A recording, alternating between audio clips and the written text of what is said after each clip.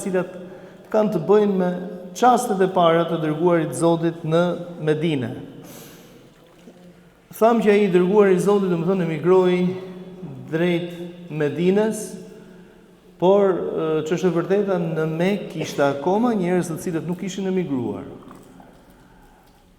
Dhe këto i përmend Allahu xhel xhelal në Kur'anin e tij famlar ku thot illal mustada'afin, përveç atyre të pamundurve, përveç atyre të cilët janë të pafuqishëm për të bërë diçka të tillë.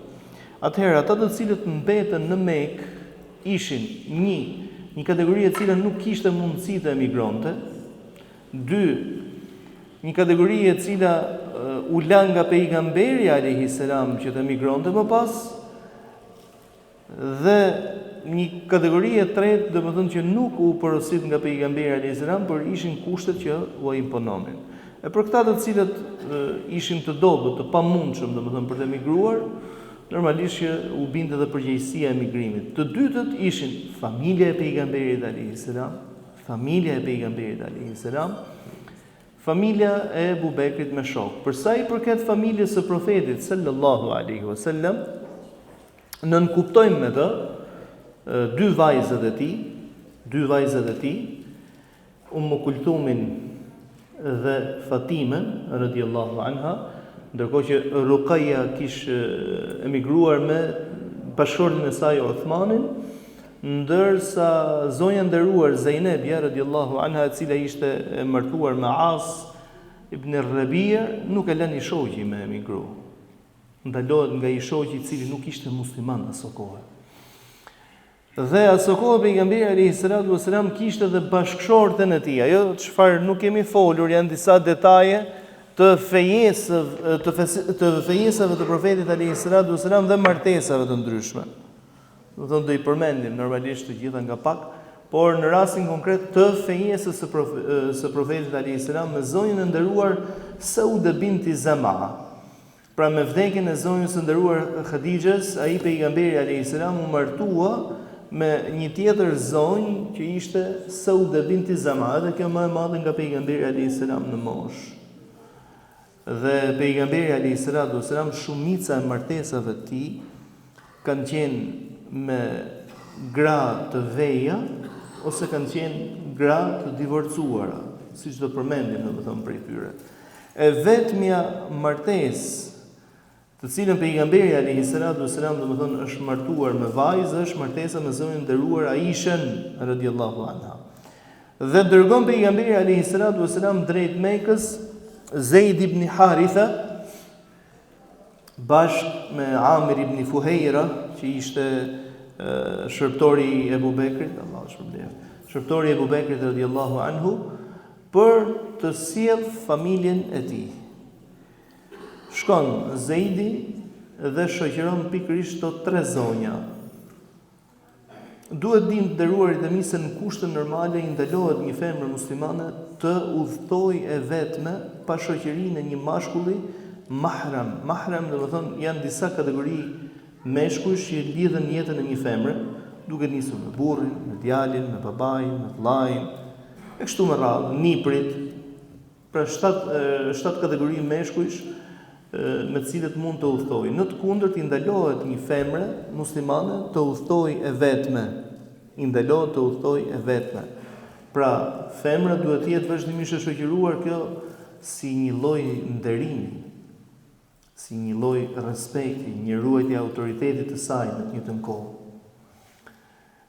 Mirë, po këtë po flasim për në kushte normale, jo në kushte si kjo e pejgamberit alayhis salam. Pra, fill pas instalimit të tij në Medinë, pejgamberi alayhis salam dërgon sahabiun e nderuar Zeid ibn Haritha për të shoqëruar familjen e tij.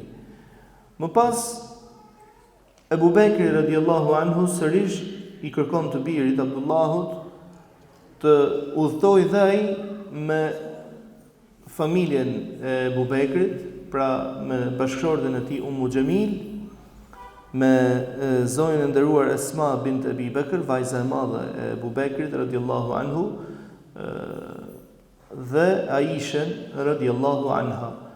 Tani vendosen në Medinë dhe këtu nis problematika. çfarë problematika ose sfidë më mirë të themi, jo problematik, por sfidat e pejgamberit alayhis salam. Normalisht Medinja nuk ishte e përgatitur për të pritur ai shumë njerëz. Tashmë kemi tufa njerëzish të cilët zhvendosen dhe do vëmë re se ai pejgamberi alayhis salam në strategjinë e tij nuk ka ftuar muslimanët anë mban ku ishin domethënë t'i bashkohen atij në Medinë derisa formon shtetin. Pse? Sepse do të kalonin në një kaos total. Pra për vite me radhë, për disa vite, muslimanët të cilët kishin emigruar në Abisini ose në Habeshe, që ndrojnë atje dhe profeti alayhis salam nuk u kërkon atyre përpos atyre të cilët dëshiruan vetë ta ndërmerrnin një hap të diell, nuk u kërkon atyre të bashkohen atij në Medinë. Pra Medinja e asaj kohe ishte pa përgatitur për të rehabilituar ai shumë njerëz domethënë sa mund t'i bashkohenin Resulullahit sallallahu alaihi wasallam. Çfarë ndodh tani kur instalohen, po them këto dy familje për të familje të tjera, më patjetër. Çifutët hebrejt ishin mbledh magjistarët e tyre dhe thanë ne i kemi mallkuar ose u kemi bërë magji muslimanëve dhe nga kjo magji nuk do të ketë më lindje djemsh. Nuk do të lindin më djem. Me të arrit zonja e nderuar Esmaja radiallahu anha, e cila ishte martuar me Zubair ibn al-Awwam ose me djalin e hallës së pejgamberit alayhis salam, me të arrit zonja e nderuar Esmaja në Quba ose në Medinë, domethënë mund ta quajmë, lind Abdullahu. Dhe Abdullahu është i pari i cili ka lindur në Medinë pas emigrimit të pejgamberit alayhis salam. Pra i pari Ensari, muhaxhir, është pikërisht Abdullah ibn Zubair radiallahu anhu, ndërsa i pari Ensari është Nu'man ibn Bashiri. Sepse ata thanë tani ne i kemi mallkuar muslimanët dhe nuk do të lindin më djem. Ta nga Esmaja lindi. Dhe ka qenë një gëzim i madh për muslimanët ajsa në vrasjen e Abdullahut, nëse Allahu do të na japi ymër, ne do ta trajtojmë dhe jetën e tij, ndaj nuk do i parapri detajeve. Në vrasjen e Abdullahut, Esmaja që asaj kohe ishte tepër e moshuar, i thotë Hajjaj ibn Yusuf al-Thaqafi, se i thot Hajjaj, domethënë nënës së Abdullahut, i thot që ai shikon, ai dëgjon tekbiret, jo nënës, ndodhia është me Abdullah ibn Umairin, ai dëgjon tekbiret e njerëzve se si bëjnë tekbir për vrasjen e Abdullahut. Po thot Abdullahu, i dëgjoj, por tekbiret ditën kur ka lind Abdullah ibn Zubairi kanë qenë më të mëdha dhe nga njerëz domethënë më të mahnitshëm. Njerëz të përgëzuar me xhennet. Ai i dëgjoi tha. Kështu që lindja Abdullah ibn Zubair radiallahu anhu ishte gëzim jo vetëm për profetin alayhis salam, por për mbar muslimanët. Arsyeja sepse u zhgënjyen në mënyrë të menjëhershme hebrejt në pretendimin e tyre. Pra nuk ra poshtë pretendimi i tyre se nuk do të lindin më muslimanët djem. Dhe ka shkuar vetë Esmaja, lehon, pra sapo kish lindur, e ka quar atë Abdullahun tek pejgamberi alayhis salam. Dhe është pejgamberi ai i cili ka vënë emrin, është pejgamberi ai i cili ka vënë emrin dhe është pejgamberi i Zotit ai i cili ka bërë ndoshta për herë të parë kjo tahnikun. Pra çfarë është tahniku? Tahniku është marrja e njohurme arabie për typ i dërguar i Zotit, domethënë në gojën e tij, pasi e bën të butë ose tepër të butë, thot nis dhe ja ushqen Abdullahut, nis dhe ja ushqen në gojë Abdullahut të posa lindur, i cili nuk kish pi akoma qumësh nga nëna vet. Gjoja e parë që ka hyrë në brendësitë e Abdullah ibn Zubairit është ky ushqim nga goja e pejgamberit dhe në të njëjtën kohë lutja e pejgamberit, sepse transmeton domethënë Imam Buhariu kur thotë dhe u lut për të për bereqet. Tani në pamjet parë, ky tahniku është i gjë e shpifme. Sepse ne e cilësojmë domethënë se çfarë është tahniku realisht. Por këtu po flasim për profetin e Zotit, dhe besimi jonë për profetin e Zotit i pëlqen apo si pëlqen dikujt nuk na intereson shumë, sepse këtë lloj besimi ne e kemi me dërguarin e Zotit, e kemi me Zotin ton, është nderimi më i madh që mund t'i bëjë një fëmijë. Unë nuk do të thoja të njëjtën nëse në ditët tona, domethënë një cili do qoftë ai, qofsha unë vetë. Kush jam unë, po domethënë kur e them për të tjerët, e them dhe për veten time. Ky është qëllimi. Nuk do të thoja se e shoh normale që në ditët në të cilat ne jetojmë, domethënë një i rritur ta bëjë një veprim të tillë me një të porsalindur, ë? Ky është sunet. Është sunet i pejgamberit alayhis salam, sunet i përgjithshëm. Por tek pejgamberi, ky tahniku, sahabët kanë pas shku në mënyrë të vazhdueshme, sepse synonin të merrnin lutjet e profetit dhe bereqetin e pejgamberit alayhis salam, ndaj dhe synonin. Pra, në nevojat sot, në ato që flitet, domethënë në nevojat shëndetësore, fëmia, foshnja në shumicën e rasteve ka nevojë për glukozë. Dhe jo vetëm ka nevojë për glukozë, por sidomos siç thon mjekët, sepse unë nuk jam mjek dhe nuk më lindet drejta domethënë të flas me tagrin e mjekut, por siç kam lexuar domethënë nga specialistët e ndryshëm që nëse fëmia është nën 2 kg e gjysmë, mundësia ose nevoja dhe domosdoshmëria për të patur glukozë të jashtme është shumë e nevojshme. Dhe ajo çfarë është akoma dhe më e mirë për të, domethënë ose akoma më e frytshme, është domethënë mënyra që ti po ja ushqen domethënë në atë formë, lëvizja e ndihmon edhe në thithjen e gjirit nënës më vonë. Pra është një lloj mësimi që ja mëson thithjen e gjirit nënës. Mirë, po këtë duhet ta bëj vetëm ai i cili ka eksperiencë, shkon me fëmijën e vogël, pra nisesh domethënë me i bë mirë me demek, mirë po shkon dhe e myt. A është ky qëllimi i fesë? Padyshim që jo. Padyshim që jo. Origjina e kësaj është të bëhet me hurmin e Arabisë, origjina. Po në mungesë të hurmit mund ta bësh me mjalt. Po kuptohet në sasi të vogla, unë nuk thash tani merr kafanozën e mjaltit edhe burrës t'i japim mjalt. Në sasi shumë të vogla, pra këto janë sasi për bereqet. Në sasi shumë të vogla. Pra është një lloj tani si të marrësh një fëmijë të vogël dhe t'i thosh lëngu i mishit, domethënë është i dobishëm edhe hajt në vend të qumshit, ke mushën biberon me qumësh, me lëng mishit zi. Këtu je duke shkatruar, domethënë nuk je duke ndihmuar atë. Ndaj dhe në rastin konkret, pra ky tahniku i veçantë për profetin alayhis salam, për sunet i përgjithshëm, nuk e mohon askush, domethënë që është sunet i përgjithshëm deri në ditën e Kiametit. Pra ajo çfarë ishte gëzim për pejgamberin alayhis salam dhe muslimanët mbar, lindja e Abdullah ibn Zubair. Lindja e Abdullah ibn Zubair. U gëzuan muslimanët pafund. Mirë po, ky lloj gëzimi, themi drejtën nuk do të zgjaste shumë, arsyeja. Në Medinë, e kam përmendur dhe herë të tjera, në Medinë qarkullonte një lloj epidemie. Një lloj epidemie që i kapte njerëzit, domethënë vizitorët e Medinës, i kapte me ethe. Dhe sa po shkuan sahabët e pejgamberit në Medinë, u palosën. U palosën gjithë. I kapin me ethe, po shikoni, unë po ua përshkruaj tani siç vijnë hadithet e pejgamberit alayhis salam se çfarë ethesh. Ethe aq të rënda sa thotë që namazlit për ato që u falçën pas profetit alayhis salam nisën duke u fal ulur se nuk kishin takat, domethënë nuk kishin takat, u falnin ulur se nuk kishin takat, domethënë të qëndronin këmbë, ai sa pejgamberi alayhis salam u detyrua dhe u tha që shpërblimi i tij që falet ulur është sa gjysmë shpërblimit të tij i cili falet në këmbë dhe thotë shkoni domethënë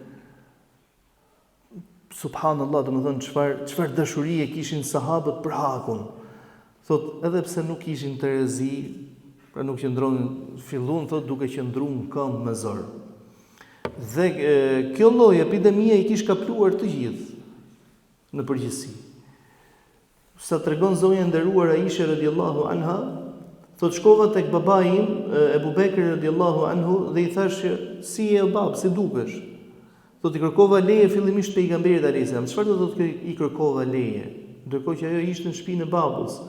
Qëllimi nuk është i kërkova leje që atë shkoj ta vizitoj babën tim, se me babën kishin jetu, por ishin instaluar në shtëpinë vete, jetonin në shtëpinë vete derisa tu normalizohen gjërat.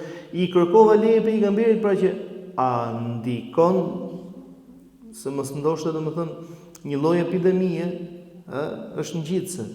Kështu që nëse mjekësia thotë jo, mos i rri për shembull afër, mos ju afro, se ngjitet kjo lloj epidemie, të shiti mos bëj garipin thuj, as s'm gjej jo mua.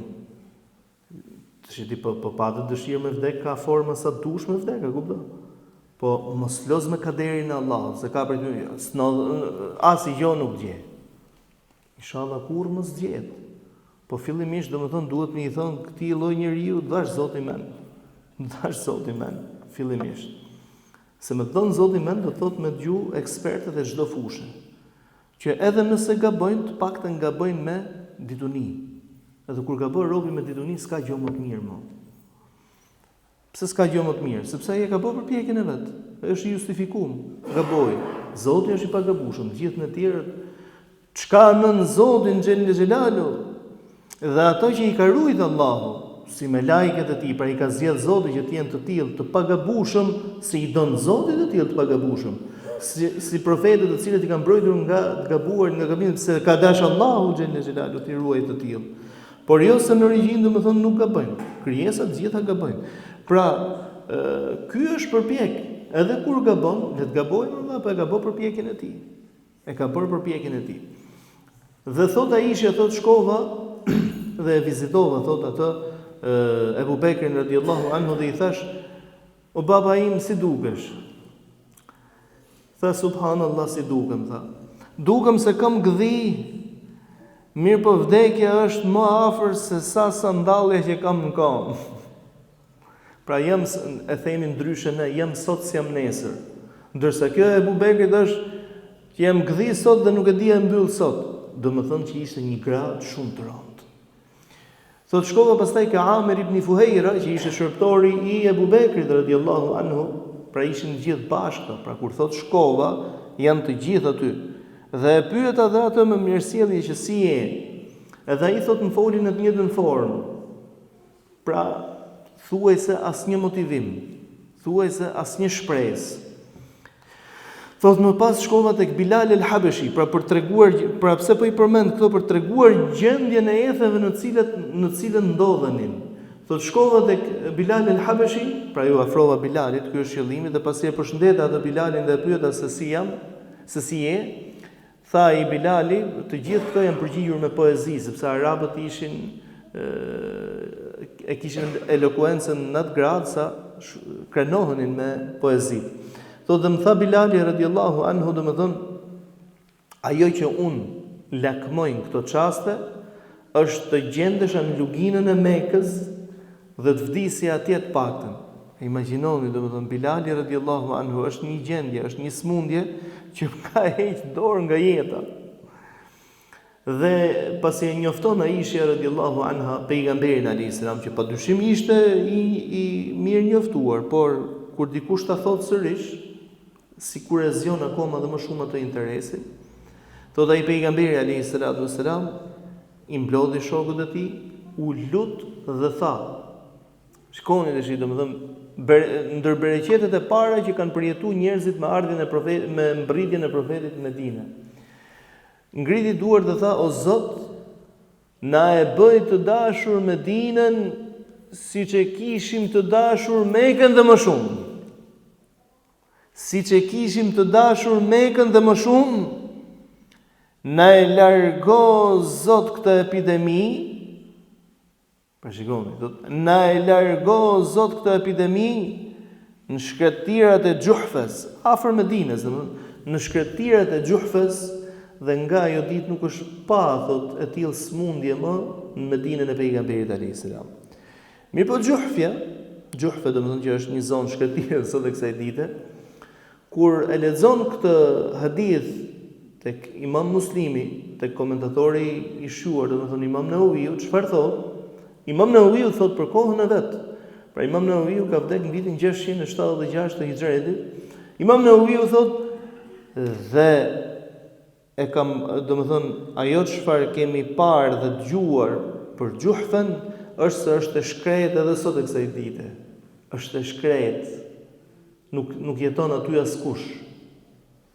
Ndërsa tek një nga bashkohorët kam lexuar domethënë kohën në cilën ne jetojmë që edhe sot nuk jeton njeri në zonën e Gjuhfës. Është e pabanueshme. Domethënë siç ishte e shkretë në atë kohë, u shkretua dhe nuk u banua më. Ndërkohë që Medinja e pejgamberit alayhis salam gëzoi statusin e pastër nga epidemia, domethënë e cila kaplonte çdo kënd i cili nuk ishte ndër vendalit aty. Ndërsa vendalit kishin fituar imunitet sepse siç e dimë, domethënë trupi i njeriu normalizohet me situatat e ndryshme, me kushtet klimatike. Këto u bën 3 gjëra kryesore të cilat i paraprin asaj që quhet ndryshe ndodhisë së madhe ndërtimi i xhamisë së pejgamberit alayhis salam. Ndërkohë që një detaj tjetër sërish që vlen të përmendet është dhe vdekja e sahabiut të nderuar Bara ibn Ma'rur. Këto unë i kaloj shkurtimisht sepse inshallah tek ligjërat ose mësimi i ardhshëm që kemi në fokus figurat e shuara, shpresën e Zotit do të trajtohen gjithë as figura. Por shkurtimisht, domethënë përse ka qenë e rëndësishme që të përmendet vdekja e këtij sahabiu Bara ibn Ma'rur. Bara ibn Ma'rur ka qenë i pari që i ka dhënë besën pejgamberit alayhis salam në Aqaba. I pari. Normalisht që ka vlera. Është një ndër 70 personat që ka marrë pjesë në Aqaba, e dytë është i pari që ka dhënë besën pejgamberit alayhis salam dhe është një ndër 12 emisarët që i ngarkoi i dërguar i Zotit, domethënë me përcjelljen e detyrës së tij.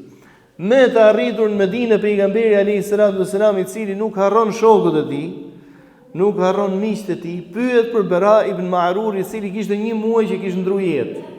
I thënë i dërguar i Allahut, Bara ibn Ma'rur ka ndruar jetë dhe ka lënë testament 1/3 e pasurisë së tij për ty. Le ta shpenzoj i dërguar i Zotit aty ku është sheh të arsyeshme. Pra 1/3 e pasurisë është testament. Kjo është dhe fetarisht. Domethënë që nuk i lejohet personit më shumë se 1/3 e pasurisë. Edhe 1/3 ka thënë pejgamberi alayhis salam më shumë. Profeti alayhis salam dhe kish bërë edhe një veprim tjetër, pra e para kish lënë testament 1/3 e pasurisë për dërguarin e Zotit. E dyta, në prag të vdekjes Bara ibn Ma'rur urdhëron që ta drejtojnë nga qabja. Domethënë drejtimi nga qabja për një të smur ose për një të vdekur, çfarë është që krahu i djathtë të jetë nga qabja. Veprim që nuk e kish bërë asnjëri para tij.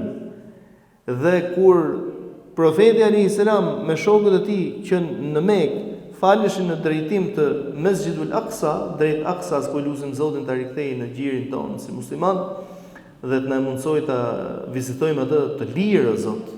Dhe s'ka asgjë për Zotin të pamundur. Ti jemi në ata të cilët i realizojmë gjërat dhe është Allahu xhalla xhelalu i cili ka krijuar gjithçka me kun feyekun.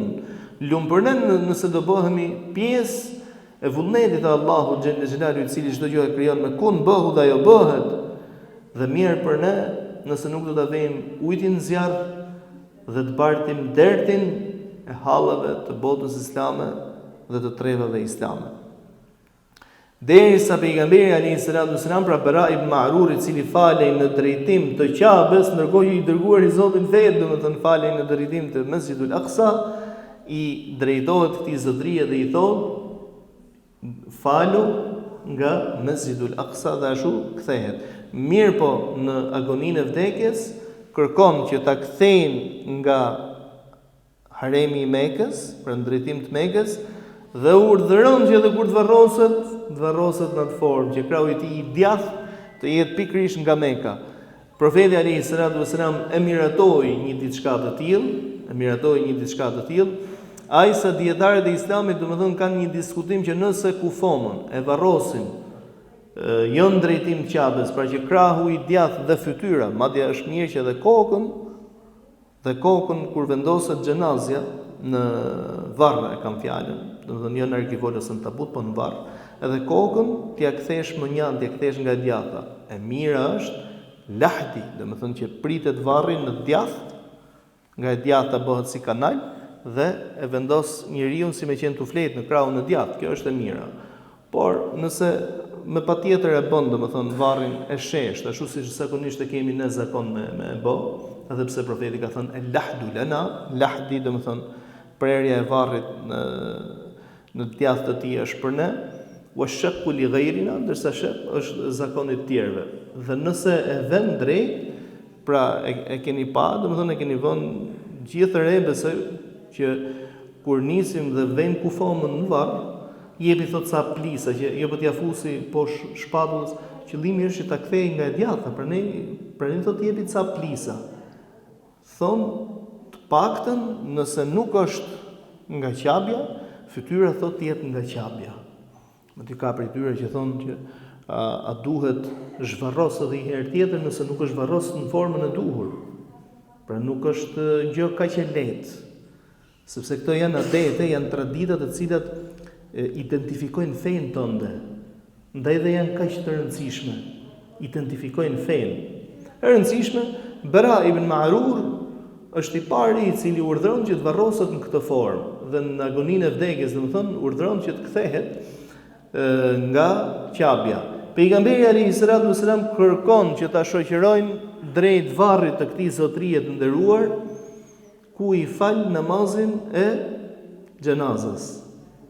Falet namazi i xhenazës masi e ke varros? Falet. Tani ka dy të falme, dy lloje të falmesh, ose dy lloj namaz xhenazeje. Nëse nuk i është fal, dhe nëse i është fal. Nëse nuk i është fal xhenazeja, shkon dhe rreshtohesh normalisht.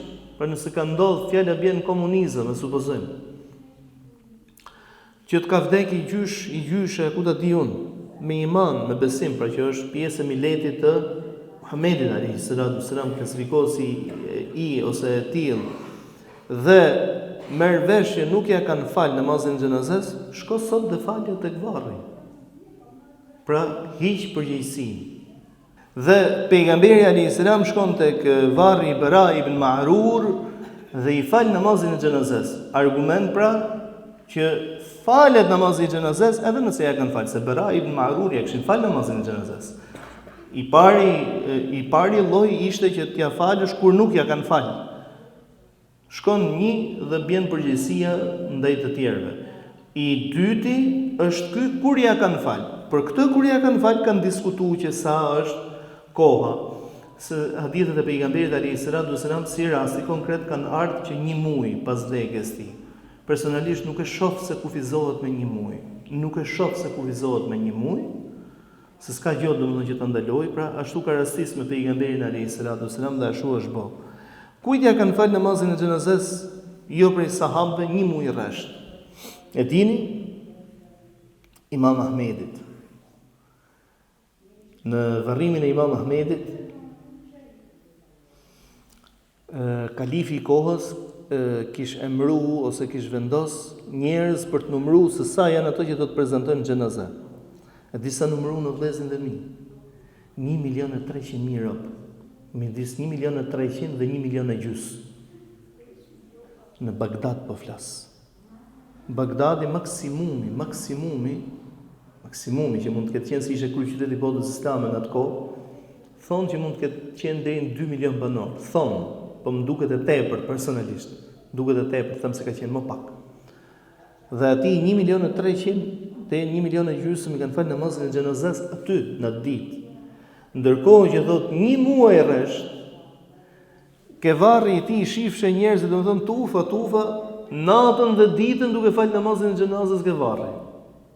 Saqë thot Imam Ibn Xhauzi kur përcjell domethënë këtë ndodhi, thot për vizitorin e Bagdadit të asaj kohe, ai që nuk e kishte vizituar më parë domethënë qytetin, duke pasë njerëzit shkonin me kandila natën, domethënë varrez për të falë namazin e xhenazes, duke qenë se kishte aq shumë kandile dhe aq shumë ndriçim në Varrez, kujtoheshin se atje është qyteti.